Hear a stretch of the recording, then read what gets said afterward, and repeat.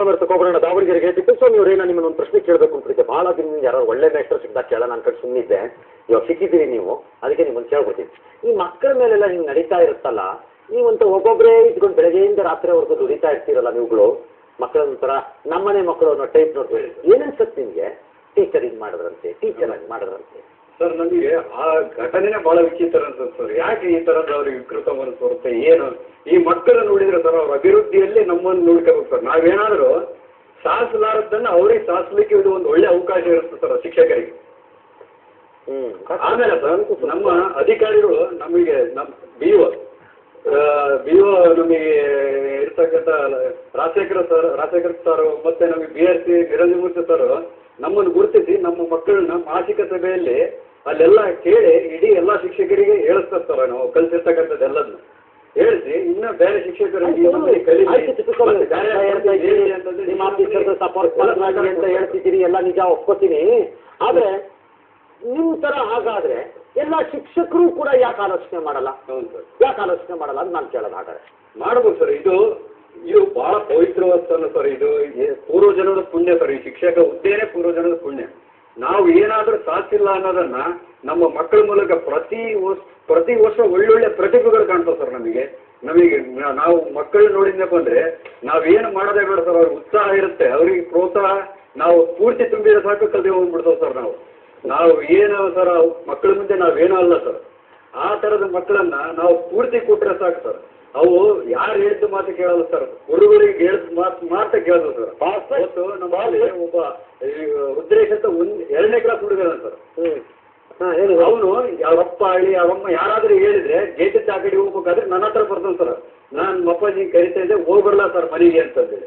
ಆ ಸ್ಥಾನ ಕೊಟ್ಟಿರೋದು ಸರ್. ಅಪ್ಪರಿಗೆ ತಂದೆ ತಾಯಿಗೆ ಕೊಡ್ಲಾರದ ಸ್ಥಾನ ಗುರುವಿಗೆ ಕೊಟ್ಟಿರ್ಬೇಕಾದ್ರೆ ಈ ಸ್ಥಾನ ಬಹಳ ಪವಿತ್ರವಾದ ಸರ್. ಅದನ್ನ ಉಳಿಸ್ಕೊಂಡು ಹೋಗ್ಬೇಕು.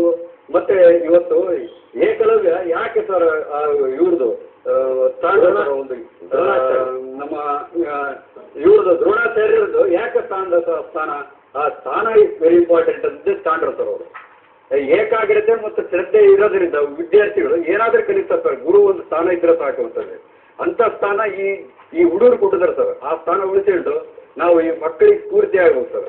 ಹಾಗಾದ್ರೆ ಮಾತ್ರ ಈ ನಾಡು ರಸದ ಬೀಡಾಗುತ್ತೆ. ಈ ದೇಶದಲ್ಲಿ ಒಳ್ಳೆಯ ಪ್ರಜೆಗಳು ಹುಟ್ಟುತ್ತಾರೆ ಮತ್ತು ನಾವು ಇಡೀ ವಿಶ್ವದಲ್ಲಿ ದೊಡ್ಡ ಸ್ಥಾನಕ್ಕೆ ಹೋಗ್ಬೋದು ಸರ್. ನಮ್ಮಲ್ಲಿ ಇದನ್ನ ನಾನು ಆಸೆ ಪಡ್ತೀನಿ ಸರ್.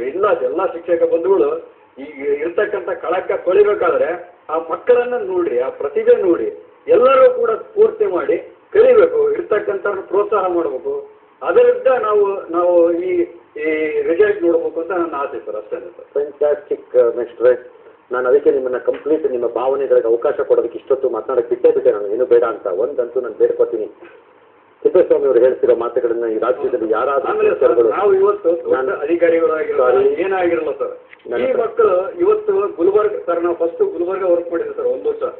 ಅಲ್ಲಿ ಮಕ್ಕಳು ಈಗಲೂ ಕೂಡ ನನಗಿಂತ ಹೆಚ್ಚಿನ ಜ್ಞಾನ ಹೊಂದಿದ್ದಾರೆ ಸರ್ ಅವರು. ಅಲ್ಲಿ ಈಗ ಇಂಜಿನಿಯರ್ ಆಗಿದ್ದಾರೆ, ಎಲ್ಲರೂ ಆಗಿದ್ದಾರೆ. ಈಗಲೂ ಪ್ರತಿ ಶಿಕ್ಷಕರ ದಿನಾಚರಣೆ ದಿನ ನನಗೆ ಫೋನ್ ಮಾಡ್ತಾರೆ ಸರ್. ನಾನು ಮರ್ತರೂ ಕೂಡ ಅವರು ಮರೆಯೋದಿಲ್ಲ ಸರ್. ಇವತ್ತು ಮಲ್ಲಿಕಾರ್ಜುನ ದೊಡ್ಡ ನನಗಿಂತ ಹೆಚ್ಚಿನ ಜ್ಞಾನ ಹೊಂದಿದೆ ಸರ್. B.Ed ಆಗಿದೆ, ಕೂಡ ಶಿಕ್ಷಕ. ವೆರಿ ಸಾರಿ, ನನಗೆ ನಿನ್ನ ಮಾತಾಡೋಕ್ಕಾಗ್ತಾ ಇಲ್ಲ. ಒಂದಂತೂ ನಿಜ ಮೇಷ್ಟ್ರೆ, ನಿಮ್ಮ ಈ ಮಾತುಗಳನ್ನ ಈ ರಾಜ್ಯದ ಕಾರ್ಯಕ್ರಮ ನೋಡ್ತಾ ಇರೋ ಶಿಕ್ಷಕರುಗಳು ಒಂದೇ ಒಂದು ಕೇಳ್ಕೊಳ್ಳೋದು, ಅವ್ರು ಆಡಿದ ಮಾತುಗಳನ್ನ ಒಂದು ಕ್ಷಣ ನಿಮ್ಮ ಮನಸ್ಸಿನ ಒಳಕ್ಕೆ ತಗೊಂಡೋಗ್ಬಿಡಿ. ಅದರಿಂದ ಏನಾದ್ರು ಒಂದು ಸಣ್ಣ ಲಾಭ ಆದರೆ ನಮ್ಮ ಮಕ್ಕಳಿಗಾಗತ್ತೆ. ಇಂಥ ಕೆಟ್ಟ ಮನಸ್ಸಿರಬಹುದಾದ ಶಿಕ್ಷಕರು ಒಮ್ಮೆ ಯೋಚನೆ ಮಾಡ್ಕೊಳ್ಳಿ, ನೀವು ಕೆಟ್ಟ ಮನಸ್ಸು ಬಿಟ್ಬಿಡ್ಬೋದು. Wonderful to have you Shri Thippeswamy ಮೇಷ್ಟ್ರು, ದಾವಣಗೆರೆ ಜಿಲ್ಲೆಯಿಂದ. ನಮಸ್ಕಾರ ಸರ್. ಓಕೆ, ತೀರ್ಥಹಳ್ಳಿಯ ಬಾಲಕಿ ನಡೆದ ಸಾವಿನ ಬೆಂಕಿ ಇವತ್ತು ಶುರುವಾದಂತಿತ್ತು. ನಿನ್ನೆ ರಾತ್ರಿ ನಮ್ಮ